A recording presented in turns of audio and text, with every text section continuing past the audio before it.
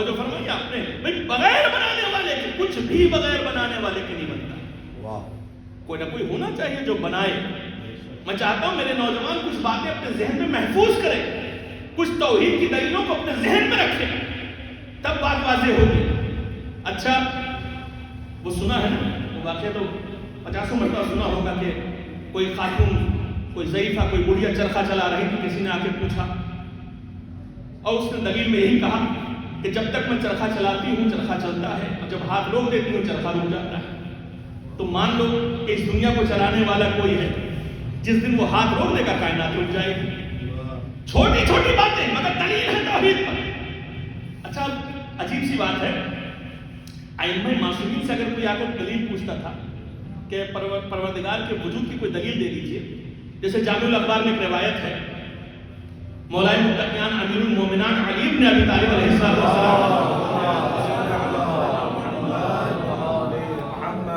آنے والے نے حضرت سے پوچھا کہ مولا توحید پہ کوئی دلیل بتا دیجیے، اللہ ہے کہ نہیں ہے.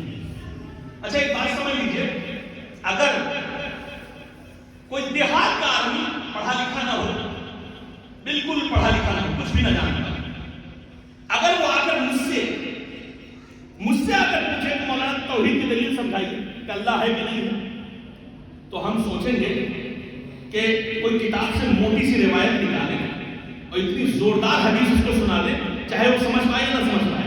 ٹھیک ہے نا، چونکہ ہمیں بتانا ہے کہ بہت بڑے مولانا ہیں، تو ہمیں ثابت کرنے کے لیے کوئی زبردست خطرناک قسم کی حدیث اس کے سامنے رکھنی ہوگی. لیکن خدا کی قسم ہماری جانیں قربان ہو جائے ائمہ معصومین علیہ السلام پر. جب معصومین بولتے ہیں تو سامنے والے کی عقل کو دیکھ کر بولتے ہیں. معصوم جب خطاب کرتا ہے تو سامنے والے کو دیکھتا ہے کہ آنے والا کتنا علم لے کر کے آیا ہے، اس کے علم کے حساب سے گفتگو ہوتی ہے. یہ نہیں کہ ہمارے طریقے سے جو چاہا بتا دیا، جیسا چاہا سمجھا دیا. اچھا تو دیہات کا اٹھ کے آیا ایک شخص مولا متقیان کی بارگاہ میں، کہا مولا دیہات سے آیا ہوں، توحید جاننا چاہتا ہوں، توحید ہے کیا، اللہ ایک ہے، کوئی دلیل چاہتا ہوں. اب سنیں خدا کی قسم مولا کائنات نے کیا شرط ہے، مولا کائنات کی شرط میں البقرۃ تدل علی الخیر والرؤوسۃ تدل علی الحمیر، آثار القلب تدل علی المسیر، فہیکل علوی بہذہ اللطافہ ومرکز السفلی بہذہ الکثافہ، کیف لا تدلان علی اللطیف الخبیر. علی سمجھا رہے ہیں، گاؤں سے آنے والے کو سمجھا رہے ہیں، کسی پڑھے لکھے کو نہیں سمجھا رہے ہیں. اب علی دلیل میں کیا پیش کر رہے ہیں؟ اچھا یہ بتا کہ ریگستان میں تو جا رہا ہے اور وہاں اونٹ کی مینگنی پڑی ہے مگر اونٹ نہیں ہے، تو تو اس سے کیا سمجھے گا؟ توجہ رہے میرے لیے، اونٹ کی مینگنی پڑی ہے مگر اونٹ نہیں ہے، تو کیا سمجھے گا؟ اس نے کہا، دیہات سے آنے والے نے کہا کہ میں یہ سمجھوں گا کہ ادھر سے کوئی اونٹ گزرا ہے. پھر مولا نے پلٹ کر پوچھا، تو تھوڑا اور آگے بڑھا، تو نے دیکھا کہ کچھ لیپ پڑی ہوئی ہے اور وہاں گدھا موجود نہیں تھا، کچھر موجود نہیں تھا، اب تو کیا سمجھے گا؟ کہا اسے دیکھ کر سمجھ جاؤں گا کہ یہاں سے کوئی کچھر گزرا ہے. اب یہ علی بول رہے ہیں. پھر میرے مولا نے کہا، اچھا ریت پر قدموں کے نشان تو نے دیکھے لیکن کسی انسان کو نہیں دیکھا، تو کیا سمجھے گا؟ کہا میں یہی سمجھوں گا کہ یہاں سے کوئی گزر کے گیا ہے. بس ایک مرتبہ میرے مولا نے فرمایا، اس کا مطلب تو نے چلنے والے کو نہیں دیکھا مگر سمجھ گیا کہ کوئی نہ کوئی چلا ہے. تو نے اونٹ کو نہیں دیکھا، مینگنی دیکھ کر سمجھ گیا اونٹ. تو اتنی بڑی کائنات دیکھنے کے بعد تجھے سمجھ میں نہیں آتا کہ کوئی پیدا کرنے والا ہے.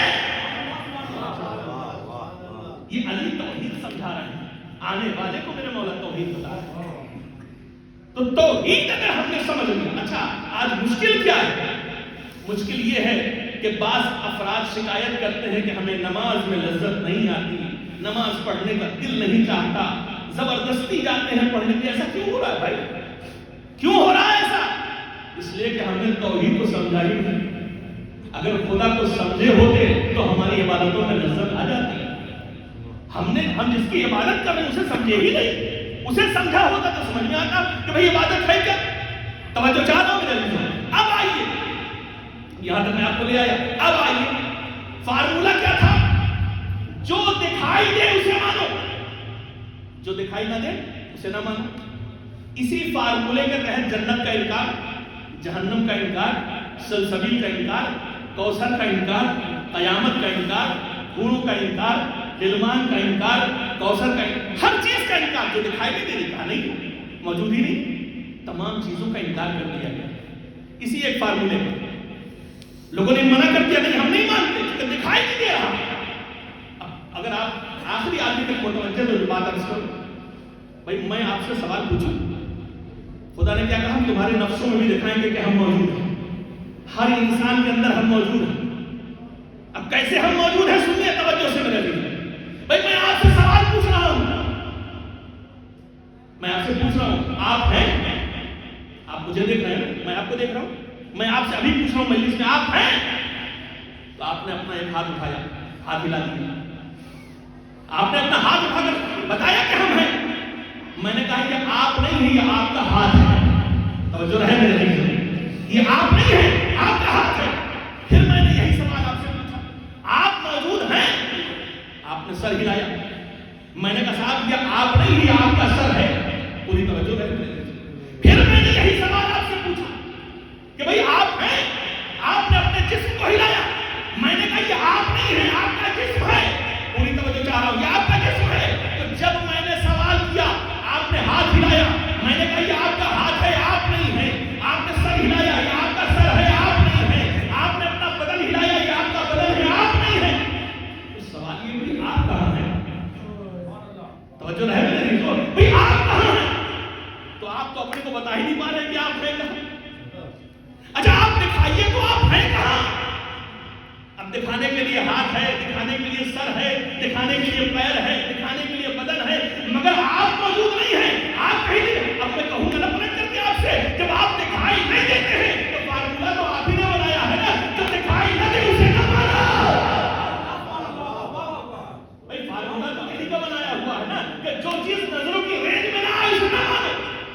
تو آپ ہیں کہاں؟